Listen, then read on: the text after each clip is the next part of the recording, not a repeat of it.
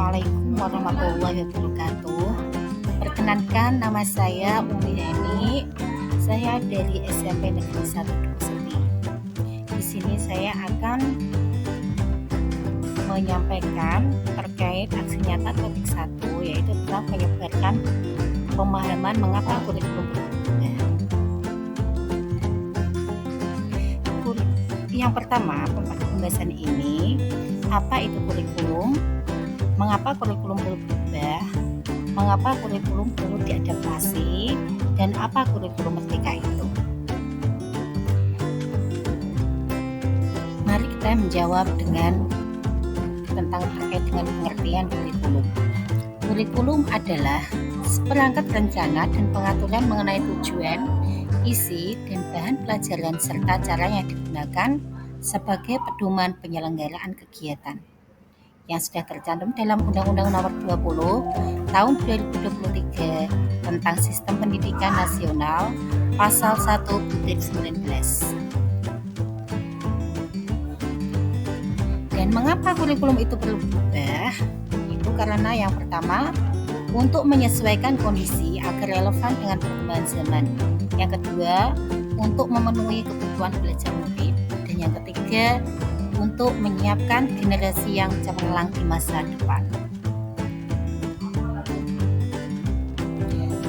Adapun peran dan fungsi kurikulum, yang pertama, menawarkan nilai budaya masyarakat yang relevan dengan masa kini. Yang kedua, mengembangkan sesuatu yang dibutuhkan saat ini dan masa depan. Yang ketiga, menilai dan memilih sesuatu yang relevan atau kontekstual sebagai kontrol sosial. Dan tujuan kurikulum yang pertama adalah menentukan tujuan pendidikan, yaitu membantu dalam menetapkan tujuan-tujuan pendidikan yang ingin dicapai oleh satuan pendidikan. Yang kedua, membangun keterampilan siswa, yaitu pengembangan keterampilan siswa, baik keterampilan akademik maupun keterampilan hidup. Yang ketiga, memenuhi kebutuhan dan minat siswa, yaitu dapat memahami kebutuhan, minat, dan perkembangan individu siswa dengan menggunakan pendekatan diferensiasi. Nah, mengapa kurikulum perlu diubah? Yang pertama, agar relevan dengan perkembangan zaman saat ini hingga sistem pendidikan tidak tertinggal. Yang kedua, agar dapat menyiapkan generasi masa depan yang bermakna dan visioner. Yang ketiga, agar memenuhi kebutuhan belajar siswa sehingga ada pembelajaran bermakna yang mereka dapatkan.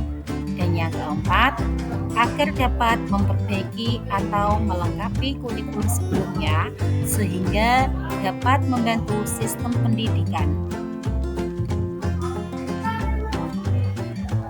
Nah, bagaimana kurikulum yang baik itu? Kurikulum yang baik itu adalah kurikulum yang sesuai dengan perkembangan zaman. Kurikulum yang bersifat tidak memaksa dan disesuaikan dengan kebudayaan. Kurikulum yang fleksibel, berpihak pada murid dan memenuhi kebutuhan belajar murid. Selanjutnya, mengapa kurikulum perlu diadaptasi? Yang pertama, dapat menghasilkan lulusan yang kompeten. Yang kedua, kontribusi positif dari siswa.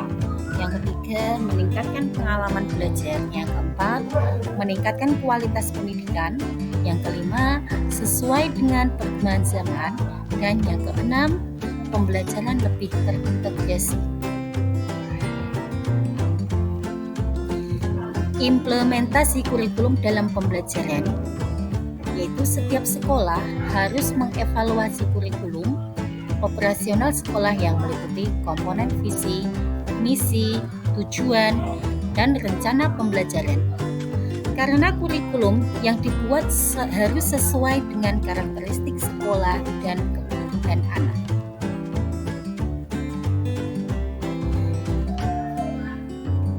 Apakah kurikulum merdeka itu? Yang pertama, terkait dengan pengertian kurikulum.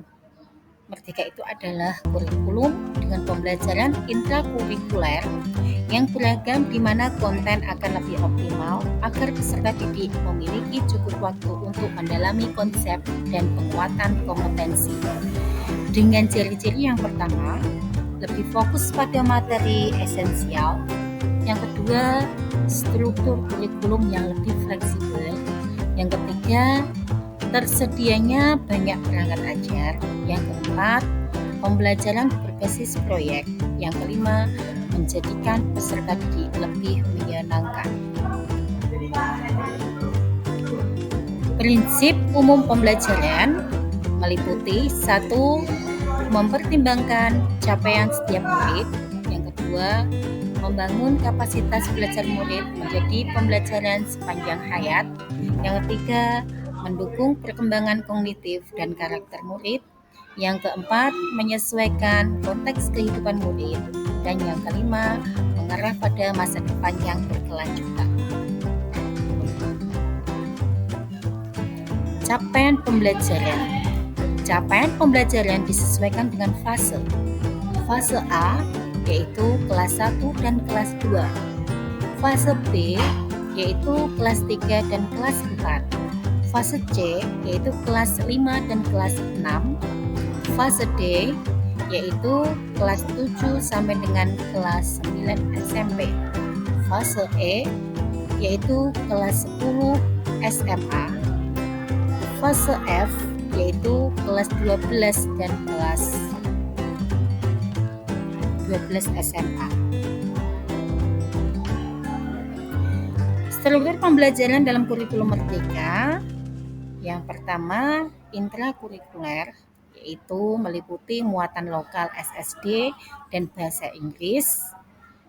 Ekstrakurikuler yang meliputi pramuka, TPQ, dan drum band. Dan proyek penguatan profil pelajar Pancasila, yaitu gaya hidup berkelanjutan dan kearifan lokal. Kemudian kesimpulannya, yang pertama, kurikulum itu perlu mengalami perubahan sesuai dengan perkembangan zaman. Yang kedua, kurikulum bersifat dinamis, harus diadaptasi sesuai konteks dan kebutuhan peserta didik. Yang ketiga, kondisi lingkungan peserta didik harus dipertimbangkan dalam menyusun kurikulum satuan pendidikan. Demikian yang dapat saya sampaikan terkait dengan topik 1, mengapa kurikulum itu perlu. Terima kasih. Wassalamualaikum warahmatullahi wabarakatuh.